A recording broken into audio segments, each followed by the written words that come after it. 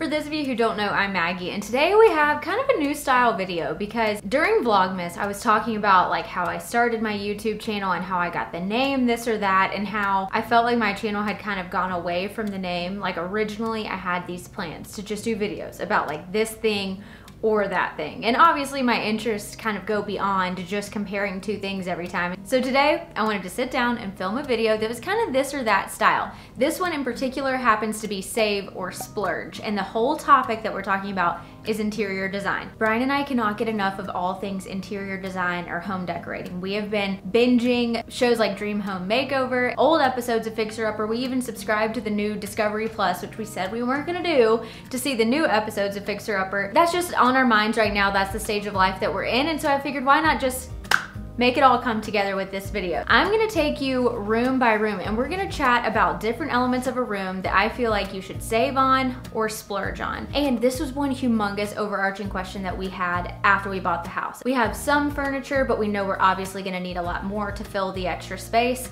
How do we allocate the dollars wisely? How do we know where to save? You may have a completely different point of view, but I'll let you know the decisions that we made and why, and then you can kind of take it from there. So hopefully this will be a helpful baseline if you too are moving into a home for the first time. Okay, I think that we should start with the bedroom just because that's where I'm sitting right now, so why not? Honestly, as I sat down and started making this list, I think that we should have done things a little bit differently. Now, some backstory. Brian and I lived separately before we got married. He bought all of this bedroom furniture for himself in his apartment. So at the time, he was buying so few pieces, and so he felt like he should invest in them. But the one thing that I would say we would change if we were to go back and do it differently is that we did not need to splurge on the bed frame itself. It is super high quality. We love it. We get questions about this bed all the time because I film in here quite often. So it's not to say we don't love it, because we do. But there are so many similar bed frames or headboards and stuff on the market that you can get the same look for a lot less. Honestly, a bed frame, even if it's on the cheaper side, I feel like is gonna last you just as long as a really high-end bed frame. That's just my opinion. So I think on your actual bed itself, you can definitely save. But once you get into the areas that you actually use a ton, like the mattress and the bedding itself, I'd say those are two places to absolutely splurge. We have the Casper mattress, just the original, nothing fancy. We have the king size original Casper, and we absolutely love it. I was somebody who came from sleeping on a pillow top mattress to one of these like out of the box mattresses. And at first, I will say it was a little bit firm for my liking. Ultimately, it's led to a lot better night's sleep. I feel a little bit more supported. It's almost like my bed before was a little bit too plush for it to be doing good things for my back and my neck and stuff. Like I was having really bad neck issues until we found the perfect pillows and the right mattress. We went Brooklyn and bedding all the way. We have the fitted sheet, the top sheet, the comforter, the duvet cover, the pillowcases, and even some pillows. Now I mentioned that there were some other things that we would change about the bedroom, and for me, that would be, I really wish that Brian had not bought the matching set of everything. Like we have the dresser that matches the bed, that matches the nightstands, and if you've been following any interior home design trends for 2021, or even back in 2020, it's kind of out to like purchase the entire furniture set. It doesn't add a lot of character to your space, it just looks kind of like a stock furniture set thrown in a room.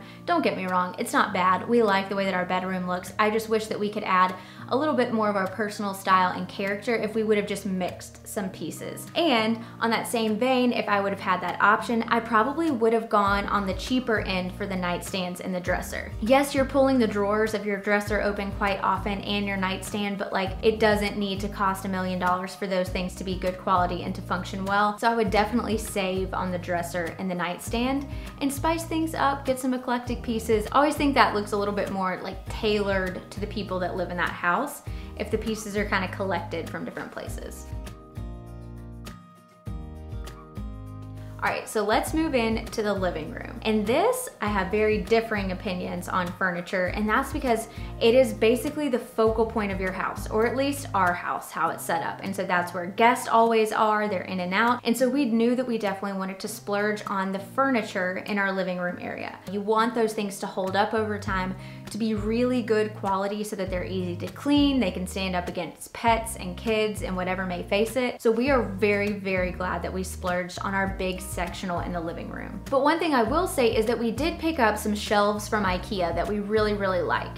So we didn't spend a ton of money on those, but we do plan to customize them, paint them, add some details here and there. So by not spending a ton of money on bookshelves that we wouldn't have the guts to change, this allows it to be a little bit more unique to our space. As far as throw pillows, decor, accents, things like that, kind of touched on that with our accent shelves, but I would save on all of it. Save on your pillows. There's no reason to have a $100 pillow cover that doesn't even come with the insert. Nothing infuriates me more than that. You can find so many great throw pillows at Target. That's where legitimately every single one of ours is from, but Home Goods always has a great selection. I just don't think that you need to spend an arm and a leg on your throw pillows. Same with like side table lamps and stuff. I don't think that you need a $200 table lamp because a $30 or $50 one from Target lets out the same amount of light. I do not think that you need to splurge on accents. Now, one thing that I waffle back and forth on, and it's reminding me that I forgot to mention this in the bedroom portion, and that is a rug. We opted to save on our bedroom rug because our thoughts on that were we are the only people that see it, so we're not going to spend a ton of money on it. And we love our rug. We got it from Rugs USA, I'm pretty sure, and they have a great selection of really affordable rugs. But in our living room, we did end up splurging a little bit more than I thought that I would. This is where it gets controversial because a lot of people are like, no, people are going to walk all over that rug. It's going to get trashed over time. But in my view,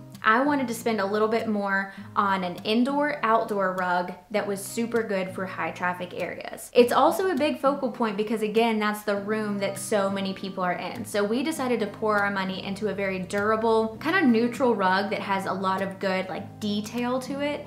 And we get so many compliments on that rug all the time that I don't regret it for a second. I've told Brian as soon as this rug gets messed up, I would probably repurchase the exact same one again. It has been tricky with the puppy, but on the whole, it has held up really, really well. So we're glad that we invested in something nice and high quality since it is high traffic. Other accents like curtains and curtain rods, my opinion stays the same. I think that you should save on those.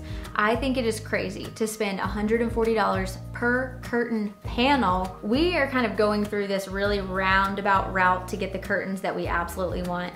Started with these really light linen, light filtering curtains from Amazon and have since bought a curtain liner to go on the back. You get 2 panels for $40 and then the liners also cost $40 for a set of 2. So for $80 you can get beautiful window treatments when again, one curtain panel elsewhere can cost you like 140 bucks. And I found a deal on the exact same curtain rods that we love, but it came with a set of 14 black like curtain rings. So that was a great deal. I'll be sure to link that for you with everything else that I'm mentioning down below.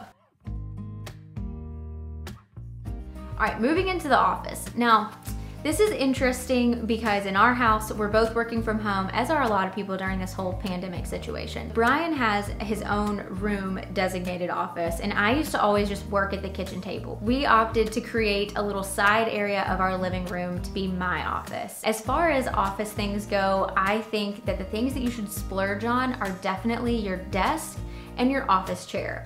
Now, I mentioned this on Instagram when my office chair finally came in, that at first the price gave me pause. It was much more than I ever thought that I would have spent on an office chair. And then Brian, my husband, lovingly reminded me that we spend almost as much time in our office chairs as we do in our bed. So if you're gonna splurge on your mattress, you need to splurge on your office chair, which to me made a ton of sense and is also super depressing. So I opted to go with this chair from a brand called Laura. I really, really love my chair. It's padded and it's leather and it looks really nice in our living room because I knew that I didn't want a very traditional looking office chair since it is in kind of a main space of our home. The other thing that I splurged on was my desk, and we got that from a brand called Fully, and it's a standing desk. It's also, I got the extra long size, so it has so much space for me to keep a, house plant and a lamp, and it holds my external monitor. It's just perfect. I'm very, very glad that we splurged on that, and I would highly recommend the Fully desk. But there are also plenty of ways that you can save in an office, and that's on any of the decor. I feel like any additional furniture does not need to be expensive because it's likely holding papers or files, and so you can kind of get away with just any sort of inexpensive accent furniture that you'd like. And depending on your setup, I don't feel like you need to spend thousands of dollars on wall art. You can get other things to spruce up your office and really make it your own affordably. Now, this might be controversial, but I even think that you can save on kind of auxiliary office tools like an external monitor or a mouse or a keyboard. I don't personally feel like you need to have top of the line things for that, but on the other hand, my husband does because he's very into technology. He built his own computer, is about to build his own keyboard. That stuff is very, very important to him. But for me, since I don't care a lot about it, I just need one that works. So that was an area where I was really able to save. The last major room in the house that I want to touch on is the kitchen. And I think that this is such a personal place because people that love to cook have their specific things that they love and want to splurge on. People who don't like to cook honestly couldn't care any less about the kitchen. And so this again is going to completely fluctuate. Please bear in mind that the things that I'm suggesting are totally based on my own preferences and experiences and what we've decided to splurge and save on in the kitchen. All right, so outside of the house itself, the first big purchase that I personally made for our house was a table and chairs. And we did decide to splurge on these, and we got really classic styles. We have a very basic kind of, I think it's an oak dining table from Article, and then we got some black chairs to accent it. The chairs were also a splurge, but I felt like you really couldn't go wrong with black chairs. I feel like with our style, we kind of like to mix things, and it really goes nicely with what we were going for in this house. But we also think because the table is not oversized, it seats 6 people, that it will kind of be a versatile table to bring from house to house, unless of course we end up in a space that needs like a round table, and then we have to figure things out. But we just felt like we wanted to splurge on the table and chairs. Appliances are another place that I would totally say to splurge. We bought the house with just an electric stovetop, but I think that my dream when we are finally in our forever home would be to have a full-on gas range, to have a really nice sink area. We didn't have the money to change all of that out, or the desire, quite frankly, but in our forever home, we will totally splurge on appliances, especially because I love to cook. Another area that I would say to splurge is your pots and pans. We have one Dutch oven that we use for so much. Anytime a dish has to go from the stovetop to the oven, we're using the Dutch oven. I don't even see the need for me to have a separate pan for that, because even though the Dutch oven sometimes is a little bit too big, it's not a big deal, it all works the same. And then we also have an always pan that I legitimately always use. It's expensive, but I did get that on sale. It usually retails for $145, and I think I snagged it for $95 around Black Friday. But that thing seriously fits so much food in the pan. It is wonderful, wonderfully non-stick. It comes with this great strainer basket that we use all the time that you could also use to like steam vegetables. I'm sure you've seen it advertised everywhere, but that is definitely worth the splurge. If I did have a nice full set of cookware, I know that I would really appreciate that too. So I do think that you should splurge on nice cookware that's super versatile. But there still are plenty of ways that I feel like you can save in the kitchen. And that's what we did for all of our everyday plates, bowls, cups, our little salsa bowls that we eat out of. All of those things we got from Crate & Barrel, which may, when you first hear it, sound like it would be really expensive, but truthfully, I think that they have the best priced kitchenware ever. All of our glasses only cost like $5 or $6 a piece. The little bowls for a set of 6 of them, I think was like, I don't know, $15. And the really nice thing about not spending a ton of money on your everyday plates is that the reality is some of those things are gonna get broken. You're using them all the time, and you wanna be sure that you're purchasing like everyday dishes and glasses and things in open stock sets. So if you can only find those plates or replace those plates in a pack of 8, that's gonna be super inconvenient if you break 1 plate or 2 plates and you want to get more, but instead you have to buy a pack of 8. So that's why I highly recommend purchasing from a store where you could just buy onesie twosies, because that is much more practical than having to buy a huge set each time. And when you keep it affordable, it's not the end of the world when something breaks. All right, I think I hit on all the big rooms in the house, and hopefully this was a fun little, I don't know, this or that style video for you. If you do like the home content, stay tuned. I do plan to do an entire DIY, take you along with us as we're updating areas of our living room. I've been filming it piecemeal, but I wanna show you when we have everything up, and I'll just combine it all into one video. So stay tuned for that. And if you're interested in more of my home favorites, I'll be sure to link those videos that I've already done, like my Amazon home favorites, kitchen registry must-haves, etc., all in the description box down below. So if you like this video, then like it. Stick around, subscribe, join the community, and I'll see you in my next one. Bye.